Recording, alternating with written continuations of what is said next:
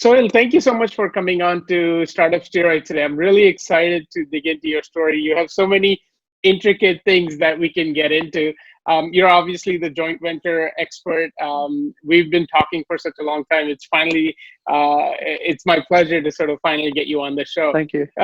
But before we get into all of that, introduce yourself. Tell us a little bit about your background. Yeah, sure. My name is Sohail Khan. I'm known as the joint venture expert. A quick background to myself.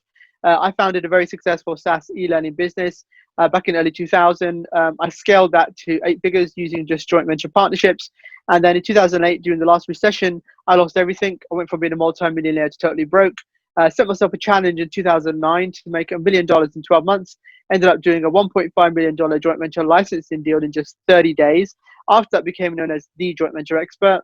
And then since after that, I built a very successful corporate consulting practice in corporate America, exited that in 2017 by an acquisition partnership. And now I'm pretty much semi-retired, ready and here to give back, and grateful to be with you today. So thank you for having me. Fantastic. So you highlighted two really interesting sort of ups and downs in your story already. And I think what you're doing now is also fantastic. So let's dig into all of those things.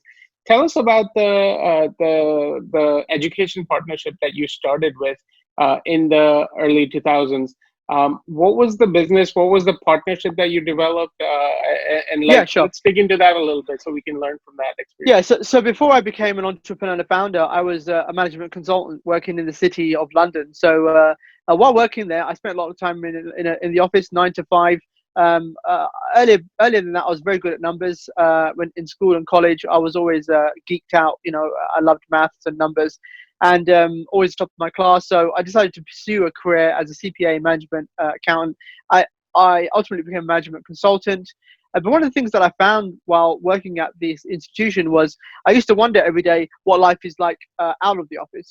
What else is there in life? And I used to question myself, to be honest with you, by being in a place where all I was doing was crunching numbers. So an opportunity came in the guise of a trend report that we had in-house on e-learning. And I saw that e-learning was going to be a big thing. And, we saw a lot of the trends coming in from the US.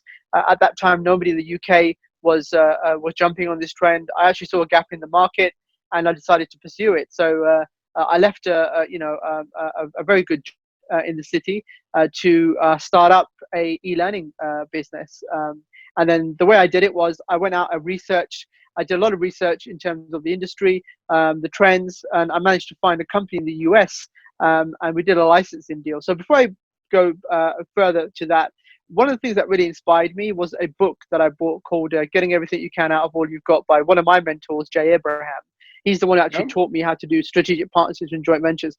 And it was in his book that he spoke about doing strategic alliances, strategic partnerships, and licensing. So one of the ideas that I had was I reached out to this company they're actually based in Clearwater, Florida, multi-million-dollar e-learning company, headed by a female CEO. And I reached out to them basically. I said, look, I'm interested in bringing your content, which is the e-learning content, over to the UK and Europe. How can we do that? And obviously, we spoke about doing a licensing deal. And I was quoted $100,000 for a license to bring it over to the UK and Europe. And at that time, I thought there's got to be a better way to do this without actually paying $100,000. So I basically jumped on a plane, flew to Clearwater with $10,000. And I sat at a meeting with this female CEO, and we created a partnership where I gave her $10,000 up front as a goodwill payment and said, look, I'll guarantee you I'll make you more than $100,000 in terms of the license deal. Just give me the opportunity, give me a shot. So I flew back to the UK, and now we had over 150 e-learning titles. So basically the business was ready to go from day one. We didn't have to create content. We had something that was already working and proven and actually making money. So we just basically took a concept from the US, brought it over to the UK with a licensing deal. And within the first 6 months, the business went from 0 to 7 figures fairly quickly because we had everything. Yeah, they gave us everything. They gave us all their scripts. They gave us all their templates. They even created duplicated a website for us. So basically, it was like a business in a box, really. They wanted us to be, it was good. They wanted us to be successful. They said, look, we don't have any partners outside of the US. It would be great if we can grow and expand into Europe. And we really like your pitch. and we'd really like to partner with you. So that was my first foray as a founder with that partnership, and they gave us everything. They gave us basically their whole business plan and said, look, if Right. you can implement this, in UK and Europe, then we would have a partner in UK and Europe, because at the moment we've been looking at that. And then that was it. My journey as a founder started with a very successful e-learning business that grew to basically 8 figures. We had a B2B division, then we had a B2C division. We headhunted a guy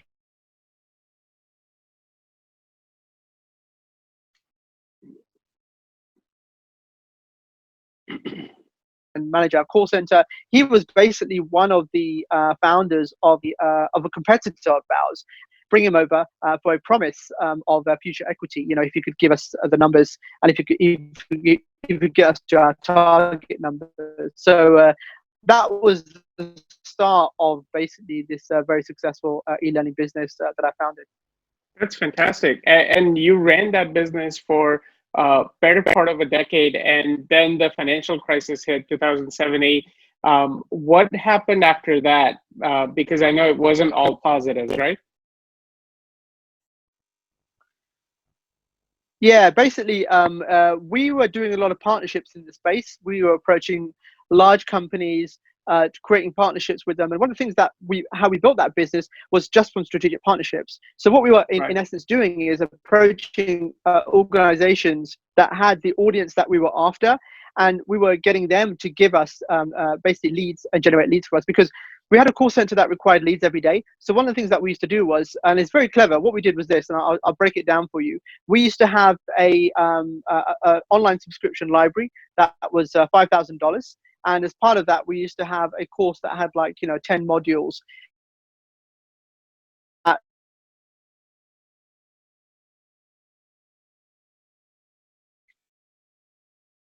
We would approach strategic partners who had the traffic and their viewers or their readers or their subscribers one module for free, which was worth $500. So they would promote that module. It would come back to us, and because it was online, we could track it all. So those people who scored a high percentage on the tests, we knew for a fact that we could upsell them to a full curriculum course. We were doing certification courses for Microsoft and for Cisco. And we just had the ability to be able to upsell them according to the tests that they were taking. And then obviously we would give those strategic partners a cut or a revenue share for every single person they bought. So all the business basically was run by strategic partnerships, no marketing advertising whatsoever. Fantastic. And this is such an important lesson for founders out there, because understanding how to sort of build these partnerships and use them to really scale up your business is so important. So let's continue on that journey. What happened after you developed all of these partnerships as sort of the financial collapse started? Yeah, well, then in '96, we were basically approached by another organization. Actually, we went to go and create a partnership with a hardware company, actually one of the largest in UK and Europe. They had over 500,000 customers who bought computer hardware, and because we sold computer software, it was a natural fit. Our aim was to have them install our e-learning software on every single PC and laptop that they manufactured. That was our aim. So when people opened the laptop,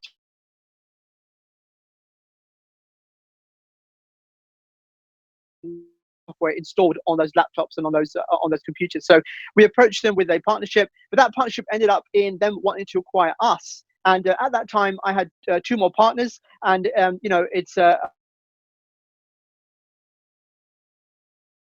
would have made a different decision back then, but because I had 2 more partners, they decided that we didn't want to sell. We wanted to basically stay in the business and grow the business. So we ended up merging with what was a 9-figure computer hardware company, and we became part of this huge group. Within the group, our company was merged, and we all sat on the board of a 9-figure organization, and we all became multimillionaires from that. And like I said, one of the things I always say is, what's the first thing you do when you strike it rich, right? You go out and buy something. For me, I went out and bought a 15 bedroom mansion and $1 million worth of supercars and classic cars. Big mistake. So as I said, when I was a lot younger, all I wanted to be was I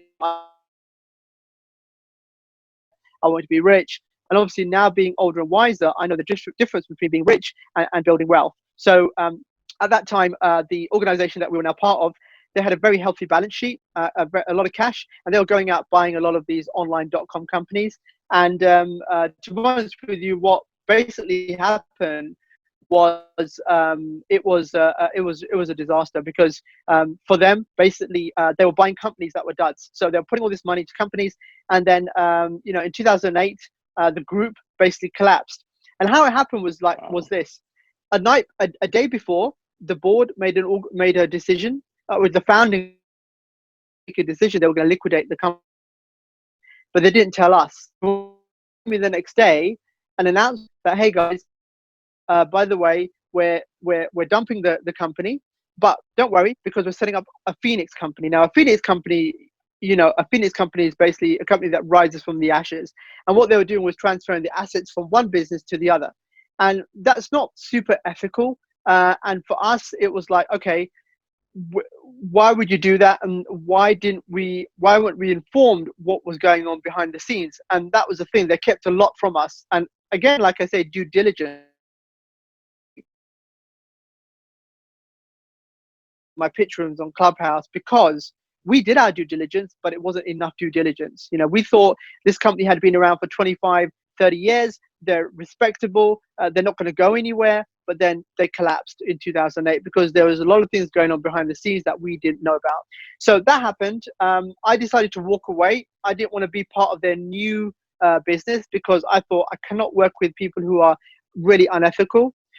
So I walked away. But the biggest problem we had was we had signed guarantees with the bank. That was the biggest mistake I think a lot of us made because we weren't aware of what was going on. This company was, respectable. It was bulletproof. Obviously, it wasn't. So when the bank decided to come after the person with the most assets, guess who they came after? Me, the guy with the 15-bedroom mansion and cars. So I was targeted first.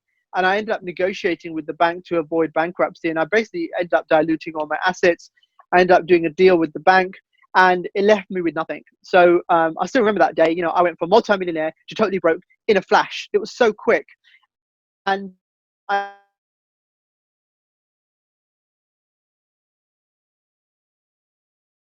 remember because the thing people don't realize is when you're used to living a multi-millionaire lifestyle and then the rug gets taken off under your feet, which is basically your cash flow, you are in survival mode because it's very hard to readjust from there to down here. Very, very hard. Yeah. So I went through about a depression. I didn't know what to do. I thought to myself, look, what shall I do? Shall I just forget being an entrepreneur and just go and do something else? So I was really contemplating to just chuck it all in.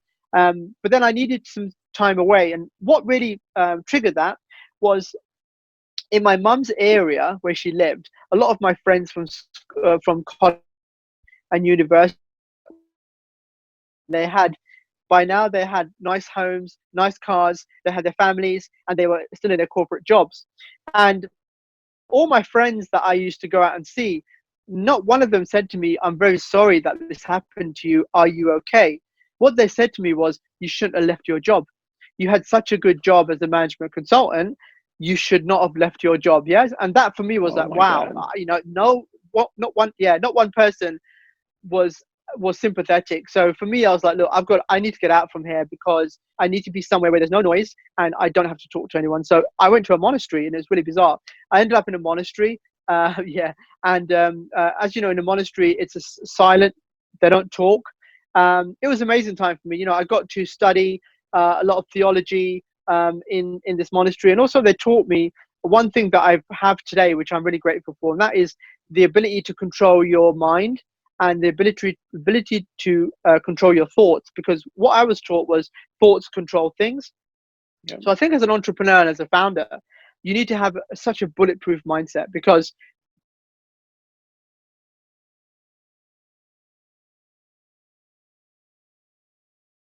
forward. Okay, you're always going to have ups and downs, and I think you probably have more downs than you have ups. And for me, I was fortunate that I went through that. I came back from that experience, and I decided to basically set myself a challenge. I said, look, what have I done before that has really worked for me? And that was joint ventures, right? Because I knew I built an 8-9 figure business from scratch using joint ventures. I said, look, I'm going to try and do it again. But this time I'm going to do a couple of joint ventures, like 3 or 4 or 5. And then I'm going to make $1 million. And then I'm going to figure out where I go from there. So that was a challenge I set myself in 2009. But I ended up doing one joint venture deal that made me just over $1.5 million. And for me, that put me back on my feet very quickly. And I think it is a rare case because not everyone has that opportunity to bounce back that quick. So for me, I was very fortunate, and I ended up doing a deal with a catalog company. I'll give you a short spiel exactly what it was. So they had a book that had sold over 400,000 copies. I approached them because, as you know, my background was in video-based learning. I created a video course based on the book. I licensed it to them, and they sold just over 201,000 copies of the DVD course to the book buyers, and my cut from that was $7.50 per unit sold, and I made just over $1.5 million from that deal. Yeah, so I was very, very fortunate, and that's it. After that, I became known as the joint venture expert. People wanted to hear my story, and I ended up flying around the world, speaking on big stages, and that's how I became known as the joint venture expert. Fantastic. And this is exactly where, we start to sort of share the knowledge with the founders, right? Now you're partnering with companies and essentially helping them scale their businesses very quickly. Correct. So let's talk about that a little bit. What do you look for in the founders when they come on and when you start that conversation?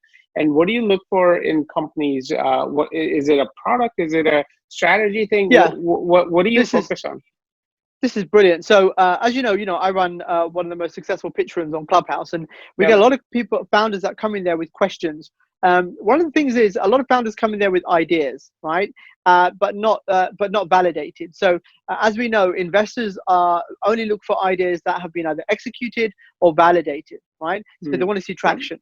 One of the things that I always say to founders is, look, having some strategic, if you have no revenue, if you're pre-revenue, for example, one of the greatest things to do is go out and find strategic partners that will help you validate your venture, because a solid strategic partnership is basically a validation of your venture, because these strategic partners are saying, yes, we believe in your venture, we would like to get involved in your venture, we would like to invest in your venture, we would like to work with you, and we validate your venture. So having something like that in place before you approach investors really, really helps, especially if these strategic partners have given you some sort of commitment that they will provide XYZ to you. So strategic partnerships are something that's always used in the founder space. I mean, Uber, all these big companies, they strive on strategic partnerships. I mean, that's one of the things that they're very, very prevalent in implementing. So the first thing for founders is, look, go out and create some strategic partnerships to get traction and get momentum. Because strategic partners, the great thing with them is they can give you access to their customer audience, right? Without having to have that go-to-market strategy where you're saying, okay, what do you need the funding for? I need it for marketing. I mean, that is like, come on, you're going to spend all that money on marketing. This is not the dot-com era. The dot-com bubble burst because everyone spent their money on marketing, right? All the dot-com companies, they were throwing money at marketing. How do I know? I was a consultant back in the days, and we were getting paid crazy money just to help them market. So marketing is not the thing that you should be really focused on spending your money as in terms of when you're asking for investors. Your go-to-market strategy is very important. And I think within your go-to-market strategy, you should have strategic partnerships in there somewhere by saying, look, we have partnered with this organization, and they share the same customer demographics or customers that we are actually targeting, and they are willing to promote our product or service to their customer base or to their membership base, for example. And that's one of the biggest things that will get you traction very quickly. And the great thing with that is, it doesn't require any money up front. You can do a revenue share, okay, with a strategic partner, which means that they will go out and do all the sales and the marketing and even sometimes the distribution and everything for you. And they'll just say, okay, these are the sales we've got for you. and we'd like our revenue share, please. So Yep. I always say, one of the quickest routes to market, and I do it all the time. Every single business that I've built, I've done it via strategic partnerships. And even on Clubhouse, the way I've come into Clubhouse is via strategic partnerships, because I align myself with people in the industry that know more than me and have access to that industry. So example, we've been talking, and I said, look, I absolutely love the investor community and the founder community. And for me to get into that community and build my credibility is through strategic partnerships. So, it's something that I've always done. I basically not only talk the talk, I walk the walk as well. So, I've managed to move into countries where I have no idea about the economy and the landscape. And I've partnered with companies based in countries like the Middle East without knowing how to do business in the Middle East. And we've created businesses, and we've grown businesses, and we've sold businesses because we've created those partnerships. So I think definitely strategic partnerships should be number one focus for founders. Absolutely. No, that's fantastic.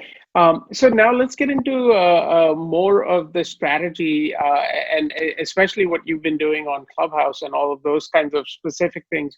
How are you sort of now growing your business and trying to help founders in the process? Tell us a little bit more about, what you're doing now. Well, see, I'm in a very lucky position because for me, it's not about the money, right? So I'm not making money. I'm more making a difference. So when I first came onto Clubhouse, everyone, it's basically, we all have the shiny object syndrome. It's like, this is a new platform. How do we figure it out? What do we do? But I'm always strategic in everything I do, whether it's on social media, whether it's in business. So I try and figure out what direction do I want to go in and who do I need to partner with to get to that route quicker. So I've always been an advocate of that. And, I seek out people on Clubhouse, for example. Nowadays, I don't spend that much time on Clubhouse. I only run my specific rooms for VCs, for investors and founders. That's my pure focus moving forward. And I'm more or less a matchmaker and introducer now for helping founders being matched with investors, for example, or even giving back more to the founder community and the investor community. So I'm in a very blessed position, I'd say, where my main aim is not making money anymore. It's more or less making a difference. And from that, I also get a lot of partnerships and a lot of investment proposals. So it's interesting for me, and this is what I'm looking at right now. So I'm going into this as a new angel investor, I would say, by looking at companies where I can benefit the most. I've done consulting for equity deals in the past. One of the reasons why I've done those is for my kids, because I didn't want my kids to just have a big bank account. I want them to have a piece of something. Yeah. Right. So I want them to be able to get involved and have something. So, the consulting for equity deals that I've done in the past have specifically been to hand down to my kids. So for me, it's just interesting. I'm like a kid in a candy shop because there's so many opportunities out there. But like I say, I myself, I'm looking to become part of an angel investor community where I can sort of learn more about how the process works, and it's exciting. Yeah, I'm really excited. That's fantastic. So let's get into the last action step question that I always ask all of the investors that come on, and I'm going to ask you as well. The question is, what is the one thing that the founders have to get done before they come and approach you about a partnership, about developing their business? I know we talk about a lot of mistakes that founders make. Maybe this is something we can highlight also. But yeah, tell me sort of the most important thing for you. Yeah, I would say definitely before going out and creating strategic partnerships, there's 3 steps that I always say that founders need to go through. One is identifying the ideal customer avatar, first of all, right? Know who your customer is, okay? This is not a shotgun approach where everyone's going to buy my product or service. No, specifically, who is your customer avatar? Because like they say, the riches are in the niches, right? So specifically hone down the customer avatar. Number 2, who's your customer audience that you're targeting? Specifically, what is that customer audience and what does that look like in terms of dollar value? What's the percentage? What's the share of that customer audience that you want to gain, right? Number 2. Number 3, who is that specific strategic partner who has access to that customer audience that you're trying to target. And after that, basically, it's a matter of building a rapport and building a relationship with that strategic partner to then be able to access that customer avatar and the customer audience, which is controlled by them. So what you want them to do is ultimately endorse you to their customers, to their members, to their audience. So that's the ultimate outcome that you want from a strategic partnership. Fantastic. And that's such a clear sort of way of thinking, where you have to develop the avatar, you have to develop where the audience is, and then start developing the partnerships. Fantastic. So thank you so much for coming on today. It was a fantastic interview. I really enjoyed learning about your story. And I'm going to be in your clubhouse room all the time. You know that. I really enjoy what you do, and I'm looking forward to working together on many, many projects beyond that. So hopefully we can develop a partnership ourselves. Thank you. Great to be here. Thanks, Sohail. Bye.